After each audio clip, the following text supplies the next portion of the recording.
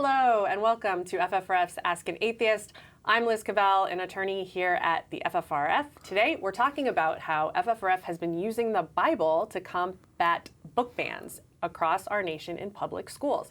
And as always, we want to hear from you, so put your questions and comments in the Facebook chat below, or you can email them to askanatheist@ffrf.org. Joining me today to talk about this topic is fellow FFRF attorney Chris Line. Chris, hi. Hey. And we have Rob Rogers, a local activist from Colorado Springs. FFRF worked with Rob to thwart the efforts of some book banning conservative activists in Academy School District 20. How you doing today, Rob? Hi, thanks for having me. Good. Good. Yeah, so before we get into this topic, I just want to start off with a bit of a disclaimer regarding our efforts to ban the Bible from public schools. To be clear, FFRF strongly opposes book bans. Public school libraries are crucial resources for many students, and librarians should be trusted to provide students with a diversity of perspectives on many topics. FFRF advocates, above all, for freedom of thought.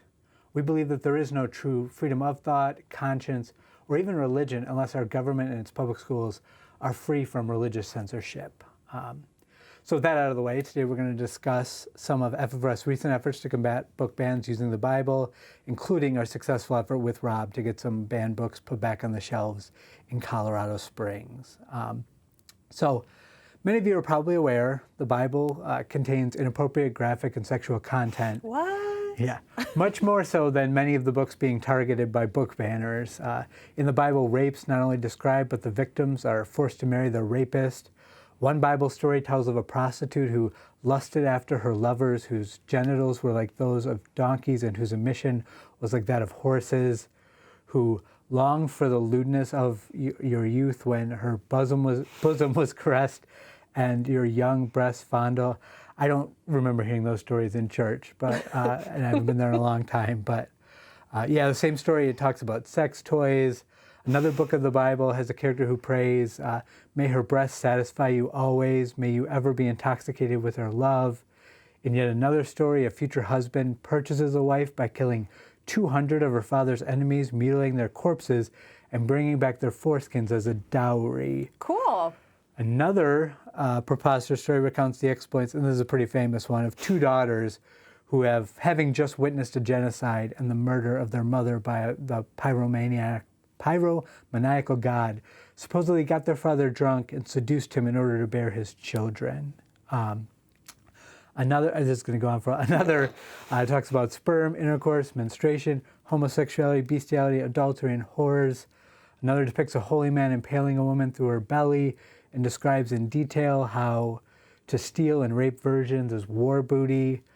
Another tells a woman who has her hand cut off for touching a man's penis, and so forth and so on. Just There's terrible more stuff. Yeah, and that's literally just the sexually explicit content and sexual violence in the Bible. Of course, there's so much more that you might pull out of context, I guess, biblical context, and hold up as inappropriate, age inappropriate for a variety of different reasons, including just plain old genocide and slavery and all of the things that are so often cited as age inappropriate for children in literature and fiction. Yeah, so as everyone's probably aware by this point, there's a lot of conservative groups, Moms for Liberty, groups like that, going around the country to various school districts and looking for any book with LGBT content, any sexual content, and immediately requesting that it get banned. So FFRF has taken it upon ourselves to we're now asking school districts across the country who've started banning books to include Bibles in their bans. We've done that in Utah, Virginia, Florida, Colorado, Georgia. Back in June, FFRF actually ran a full-page ad picturing the Bible and Book of Mormon with the headline saying, "Ban these books in Sunday's Salt Lake Tribune." We note if the state of Utah and its school boards insist on censoring sensitive material in our public schools, then they must start with the Bible and Book of Mormon. This ad was, of course, after we had jumped into the fray after a complainant in Farmington, Utah, requested the Bible be removed in Davis County schools after they had implemented a book ban there. That was a pretty famous controversy, and actually for a little while the Bible was removed from schools. The second they made that decision, though, school officials were pulled before the state legislator, where state legislator lost their mind, flipped out on them, and said, "What are you doing?" And then, unsurprisingly, that was overturned, and the Bible was put back in schools. And this is continuing. This has been, for months now. We've been doing this over and over. Just last week, we wrote to Cobb County schools in Georgia. So they had started banning books. John Floresta, the district's chief strategy and accountability officer, actually said, "Protecting our students from sexually explicit content isn't controversial. It's what parents expect." He continued, "Our board and superintendent are clear. Any book, video, or lesson which contains sexually explicit content is entirely unacceptable and has no place in our schools." So, of course, we immediately wrote letting him know the Bible has sexually explicit content. And just like you said, under the district's clear policy, it's entirely unacceptable, and the Bible has no place in your schools. And so we're asking that they remove the Bible. I mean, it's very clear in its messaging that this is not, that it's unacceptable. It can't be there based on all the stories and gross stuff I had to talk about earlier, So, right. Yeah. Obviously, the point is, like Chris said, not to get more books banned, because all of the book bans and censorships sweeping the nation in public schools, public libraries is total tool of authoritarianism and theocracy, and we are totally against it. It goes against everything that's embodied in our First Amendment: freedom of conscience, freedom of thought. But obviously, we're pointing out the hypocrisy of the school districts and state legislatures and other government officials who are citing sexually explicit content or violence or all of these age-inappropriate buzzwords to justify their fascist, censorship. And of course, when it's pointed out that these holy books contain similar or far worse content, it sort of creates some agitation, raises the issue, and points out the hypocrisy of all of these book bans. And it's fun. Yeah. So I mean, and what's fun about it too, especially, is that none of them really see it coming, because, as we know, they're not really reading the Bible. They don't know that these stories are in there. I mean, that's just not how church works. Church is not a book club where you go through bit by bit and read the entire Bible. They recycle the exact same verses. The good stuff. They're never touching on a lot of this stuff. So most people, most Christians, even church-going Christians, have no idea this stuff is in there. Which is also why I'm not afraid of, why this is sort of just posturing to combat book bans. I'm not afraid of the Bible being in schools, because no kid is ever going to choose to read. Yeah, exactly. And if they do, I'm also not, indoctrination doesn't happen through reading the Bible. I can't picture any kid just flipping through, just picking up the Bible, reading through it all, and then coming away and being like, "Oh, I get it." No, and, it's not a compelling read, Chris. Exactly, no. Well, I do think it is important to point out, though, that even though they're not the commonly cited and recycled and sermonized passages from the Bible, the instances of sexual content, sexual violence, general violence, genocidal mania are not few and far between. There is, as Chris's super uncomfortable open indicated, there is really no shortage of this type of content in the Bible, and I think that's also fun and important to point out, especially in the context of these book bans that are, these moralistic, satanic-y, panicky school board instances of insanity. So, Rob, I want to talk to Rob now in the Springs. We've got him on Skype. And Rob, you've been doing great work in Colorado Springs, pushing back against this madness. We have a news package here with an overview of what went down in your school district. Academy District 20 tells me that the decision to remove 2 titles in May was made without a formal book challenge. They're now going back on that decision based on their policy, meaning that the books previously banned will be back on shelves at the beginning of the school year. In May, El Paso Moms for Liberty sent an email requesting former District 20 Superintendent Thomas Gregory, asking him to remove 2 book titles out of all of their libraries. The group claims that the books contain sexually explicit content, and the district says the superintendent directed 5 schools to remove them almost immediately. At the time, we believe the sentiment was really these book challenges take a lot of energy and a lot of time, and it was the end of the school year. That decision was particularly concerning to D20 parent and political activist Rob Rogers. If the school district is going to be using unilateral decision-making processes outside of policy to decide to remove certain books because of the viewpoint and the request of a certain segment of the population, then that has to be applied equitably. In June, Rob emailed the district twice, asking them to ban the Bible due to its sexually explicit content. But his intent wasn't to get the Bible out of the school libraries. Instead, he wanted to point out that the school district had violated code. And that's true, according to D20. We've since learned that breaks our policy. A formal book challenge is usually required to get books off the shelves. The district says it takes weeks and dozens of people being involved to complete.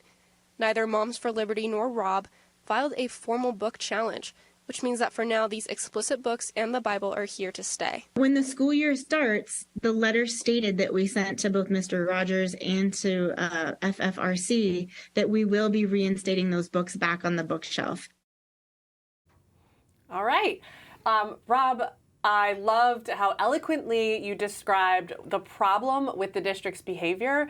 And what you're describing is, not just your 2 cents. It's actually a legal concept called viewpoint discrimination. It violates the free speech rights in our First Amendment because it's a government entity, the school district, censoring some speech based on viewpoint. Because obviously, if both speech, right, the Bible and Push by Sapphire, a novel, contains sexually explicit content, one is banned, one is not, it's only because of the viewpoint of the material, not the actual non-viewpoint based reason being cited by the school district.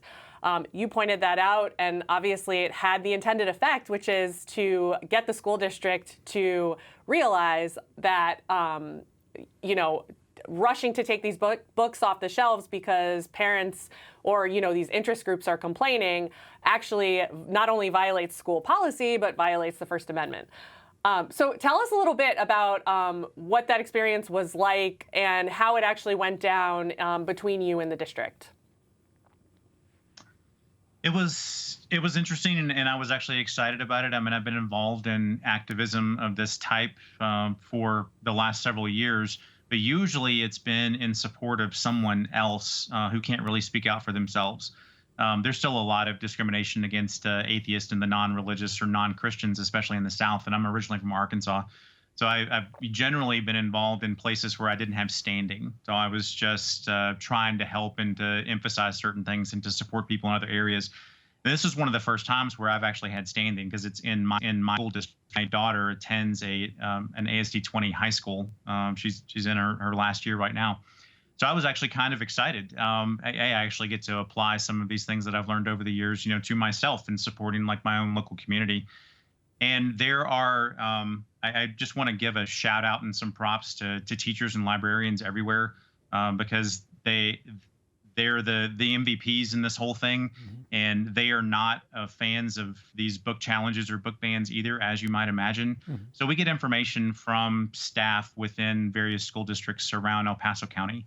And as soon as we heard that this had happened and the superintendent had acted so quickly to remove these books just simply because a group of parents had asked for it to happen. I mean, it happened in a matter of days. It was 3 or 4 days, and the books were removed. He had sent the instructions to the principals. And as soon as we found that out, I was like, okay, this is the opportunity to leverage some of the things that I saw happen in Utah and some of the things I'd been contemplating over time. Put together, found a list of all the books that of where the Bible was in the libraries in the district, and asked for them to be removed. But more specifically, I asked for the same timeline, because the district did not respond to my request in the same timeline. It was actually, a month. It took them to respond to mine. That in and of itself is also viewpoint discrimination, because they didn't act. Because of the book that I requested, they didn't act as quickly. That's also wasn't right, and I pointed that out too. And then after they got past that timeline, that's when I reached out to FFRF, and I was talking with Chris, and you guys helped me out. Yeah, and we're glad to do so. I do want to note that is really important that you pointed out about the librarians and how, that's what people, I think, the parents, complaining about this stuff, which often it's not actually parents, but conservative groups that are doing these book bans. Librarians already are not allowing inappropriate books. The books that are actually inappropriate for students aren't making into the school libraries. Right. The books that are there were chosen by the librarians or screened by librarians to make sure that there is no actual pornography. Now, they're calling any sexual content pornography. They're completely abusing the word and using that to scare people. But librarians already are doing the real work of making sure the library has appropriate content. And then this is just outside groups coming in trying to second guess that and use, put their political agenda on that. So we're glad we have people like Rob there doing it, because FFRF can only do so much. We're not there on the ground. We don't know what's really happening. Some school districts, you have to be a parent to lodge a complaint. Or obviously, we'll always write to them and say, hey, you should ban the Bible. But for ones with more formal process, we do need a parent like Rob to go in and actually make that formal request for us to be able to take this tactic. And we hope if you're out there and your school district has some sort of Bible ban, you should similarly request the Bible, and use the same criteria that they're using and do something similar. Yeah. Yeah, so that's what we did in Colorado on behalf of Rob. We went ahead and we wrote and just bolstered what he had said and kind of got more in depth on the law about viewpoint discrimination and how the Bible's getting a pass in most schools. It's not going to be given the same treatment as say an LGBTQ book, which will immediately be banned with any sexual content, whereas the Bible, as we talked about, has some gross stuff in it and is not being banned. Right. And the whole point is the knee-jerk reaction to the suggestion that you would ban the Bible for these explicit passages is that, but the Bible has value independent of these out-of-context passages, right? It's a whole, and we people that revere the Bible think of it in terms of its entirety and its value, weighs against, taking individual pieces of content out of context. And that's obviously the entire point, because like we're all saying, professional library science people who work in school libraries, which is like a thankless public,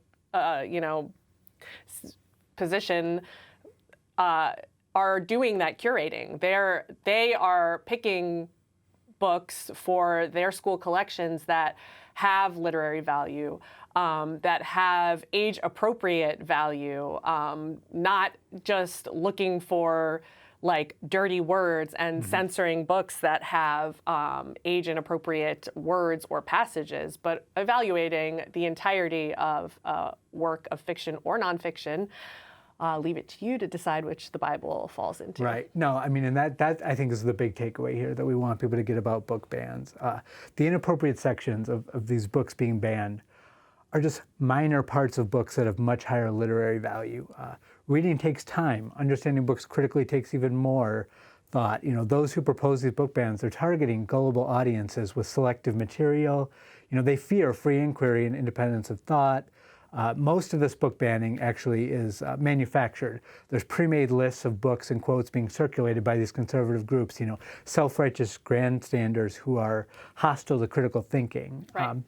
So in short, this current wave of book banning, it's not about protecting children, it's about discouraging thought. And obviously we at FFRF stand for free thought, and that's why we don't want books banned, even the Bible. But as long as they're going to keep banning the Bible, as long as they're going to keep banning books, we're going to make sure that the Bible, gets considered under the same criteria, and that they either treat things neutrally, or, we're going to have to see about if we might end up suing a school district at some point that's, discriminating to facilitate their book bans. Right. Like Rob pointed out in Colorado Springs, Rob, you kind of lay bare the superintendent's action in your district was the most quintessential kind of action that the free speech clause is kind of a bulwark against. It's one government actor swooping in, just whatever the policy, you know, they have some policy that's probably also BS and unconstitutional by which people can, you know, random people, Moms for Liberty people, or maybe it's district interested people like Rob or other parents can kind of submit, you heard it alluded to in the news package, submit a request for a book to be removed from schools, and then there's supposedly some process. But in comes the superintendent, who's just in a position of massive power and authority, just saying, yeah, never mind, I'm down with what this Moms for Liberty are selling, and I'm just going to go ahead and just wield my power and take these books off of the shelves. And that's just like the quintessential authoritarian government action that that the First Amendment is guarding against. And so it's so important to have somebody like Rob on the ground that has, like Chris said, and like Rob said, the standing, which means, you know, you're personally interested in the outcome. You're there in the district with kids in the schools. And so that really made a big difference. Rob, I'm curious, what do you think about the actual policy? Had this been done right and gone through the review process, do you think we're still seeing unconstitutional censorship? There's definitely the possibility for that. The existing reconsideration process for books, it's fairly lengthy, and it's lengthy because it's making some attempts to be safe and to be constitutional. But the very first part, you know, it starts at a local school library, and a principal will convene a reconsideration committee, which is made up of teachers and librarians, students, parents, people in the community, to read a book entirely and then basically vote on whether or not it should be removed. If the person who filed the complaint doesn't like that answer, they can appeal that to the superintendent. And if they don't like the answer they get from the superintendent, they can appeal that to the school board.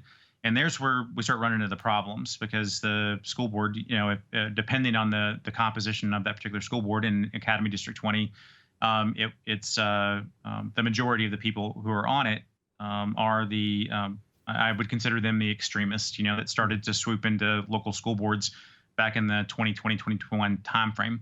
And they might elect to choose to remove it based on their individual viewpoint. And there's that word again. They can't do that. They can't decide that they don't like something as a government organization, so they're going to remove it.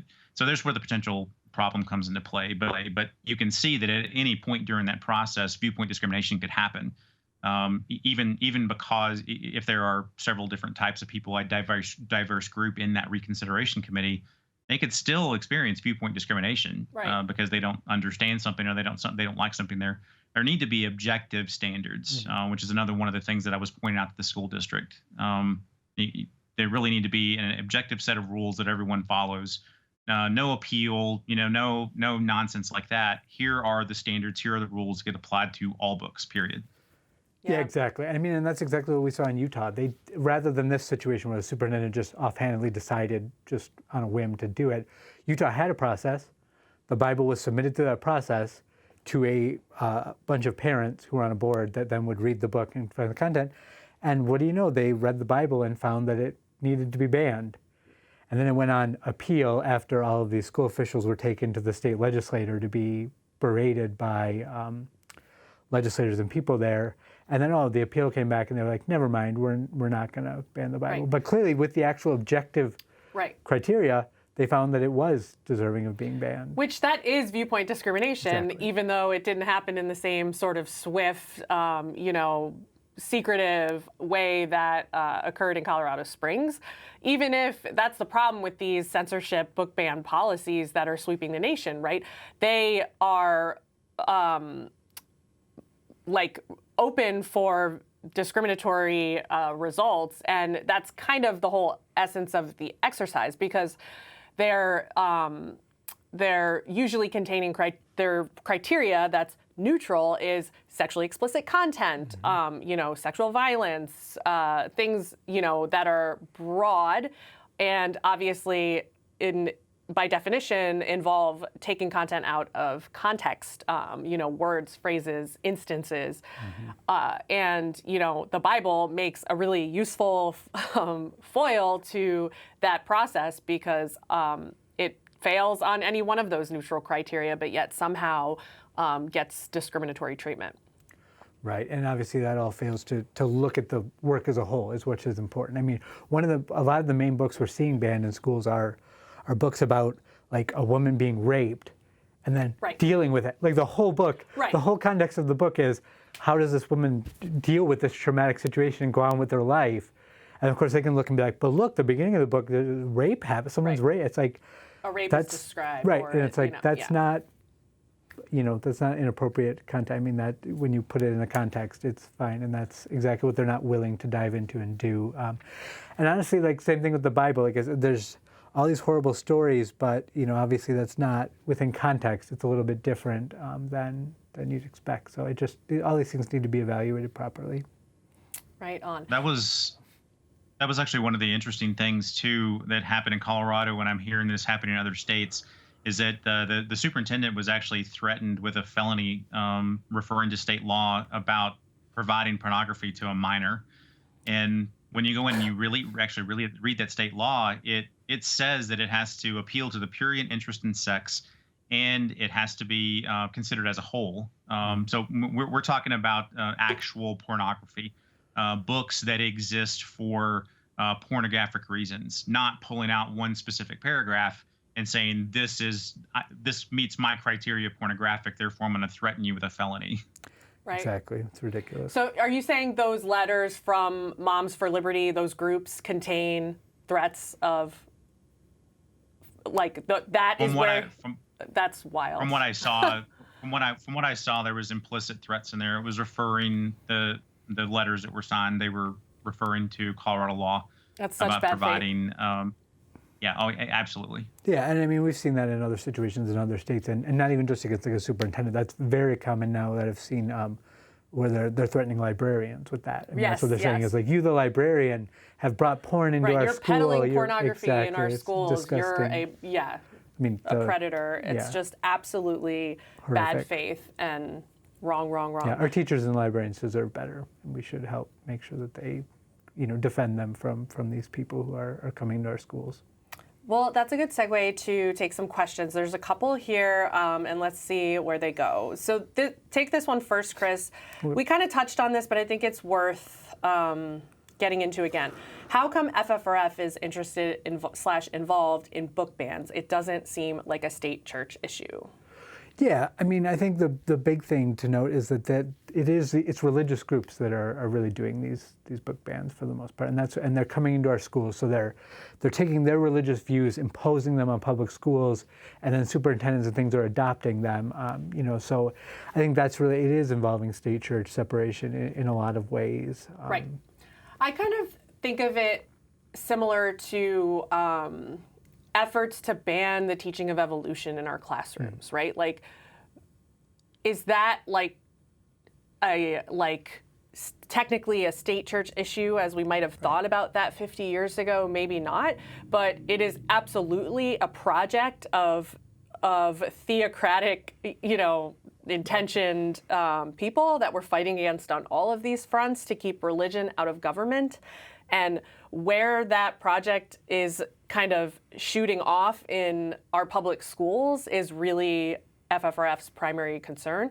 And right now it's in book bans and censoring what our students are being taught and what our students have access to in their classrooms and libraries. It's going beyond the classroom, beyond science and biology, and trying to manipulate curriculum in our public schools. It's expanding into our libraries. A huge focus of Moms for Liberty and all of these other conservative Christian activist groups that are trying to get books pulled out of our public schools has a focus on LGBTQ positive and sexually, sex positive and, sexually truthful and honest books that depict or just, give a honest depiction of teenage sexual activity or teenage interest in sex, and even adolescent, interest in sex or sexual discovery. And there's no coincidence that, the anti-LGBTQ movement everywhere else is largely a conservative Christian religious right obsession, and now this is spilling over into banning books in our public schools. So this is absolutely an issue, and where those groups are taking hold of government actors like this superintendent in Colorado Springs and school boards across the country and the Mormon Utah state legislature, and using those government actors to enact their, or to, give their theocratic aims, juice. We have to push back against that, because that is exactly what we exist to prevent and to protect, which is religion and government, religion influencing our public schools, and that's what's going on in these book ban situations. Right, of course. I mean, you don't have to be religious to not want actual pornography in school. I think that's something that, whether you're religious or not, you support. But the type of things that they're considering pornography are clearly coming from sort of the religious mindset and the religious rights views on what's appropriate for kids and not. And I think that also, I mean, it's just summing up kind of what you've been saying. Right. Yeah. Rob, feel free to jump in if you have any thoughts, but there's another question here. I'll put this out there, Chris, see what it generates. Why do you focus specifically on the Bible? I think that means why the Bible in terms of our pushback on the book bans. Yeah, I mean, I guess I'll be honest, the reason why we've been using the Bible is because we just have that as a resource. So we have on our website, we've dissected all those bad verses, we compiled them and stuff. I know we've been looking at like the Book of Mormon, which we mentioned in the Utah thing.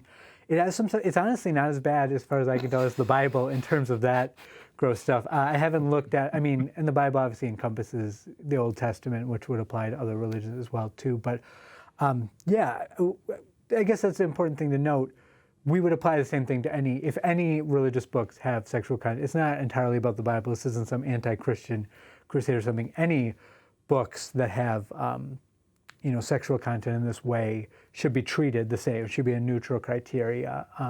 I think obviously, as with the reason why most of the stuff we do is sort of Christian-based, that's the majority of people and what's going to send the biggest message. Yeah. I think in a lot of areas, if we said, hey, you need to ban some obscure religious book that there's a smaller group, Christians might join in and be like, yeah, let's ban ban the Quran. That's fine. Yeah, of course, nothing makes the Bible is Right. perfectly tuned to make the point that we're trying to make, and has the added bonus of being the the fetish of the people that are actually behind all of these book bans, which is conservative Christian activist groups.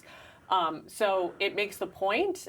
It's rife with explicit, you name a criteria for banning public school books, it exists in droves in the Bible. Mm-hmm. And it makes the point in a way that no other book could, that taking passages out of context and putting them against, a checklist of things that you view as age inappropriate is just wrong. It's illogical and it's authoritarian, and it's not the way that we should evaluate works of fiction or nonfiction when we're talking about what our people should be able to read in a free society, even kids. Yeah, I mean, like you said, it's the best book for these purposes in terms of pointing out the hypocrisy on book bans. So that's why we use it. Yeah. Okay. And for me here in Colorado Springs too, it was very, very context specific, because just to give you an idea of the landscape. So Academy District 20. Within Academy District 20 is the headquarters of Focus on the Family. Within Academy District 20 is New Life Church, and several other what I would describe as Christian nationalist organizations or Christian nationalist adjacent organizations, along with a lot of other churches that were planted by Andrew Womack's Charis Bible College at Satin Woodland Park. That's what Academy District 20 is, and right here where we live. So the very best example and the very best way of getting some attention and being able to point out the hypocrisy of it, to be able to watch the reaction, was to use the Bible in this specific context.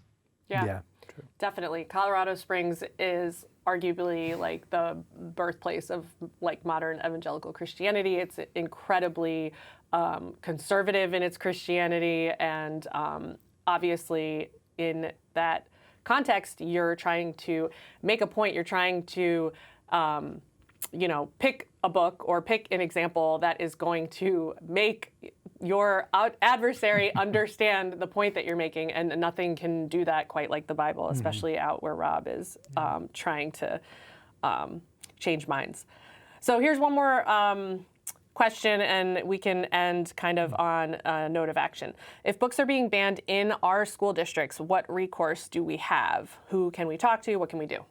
Yeah, you can definitely reach out to FFRF and we can help guide you through it. But I think some important things to note are, figure out what the process is and then follow the process and request that the Bible be banned if, it would meet the criteria for whatever they're using to ban books. But also, I guess that's just for this half of the story, but I guess it's also important. You should let your school board and your school district know that you don't want them banning books in general, is also important to push back against these. A lot of school districts, if it comes to your attention, might be in the phase of voting on and adopting a policy that will be used to ban books. You probably don't live in a school district where there's some policy and committee that exists to ban books from libraries, because this has become, only in the past couple of years become an obsession of activist groups. And so you might be able to influence school board members in that process if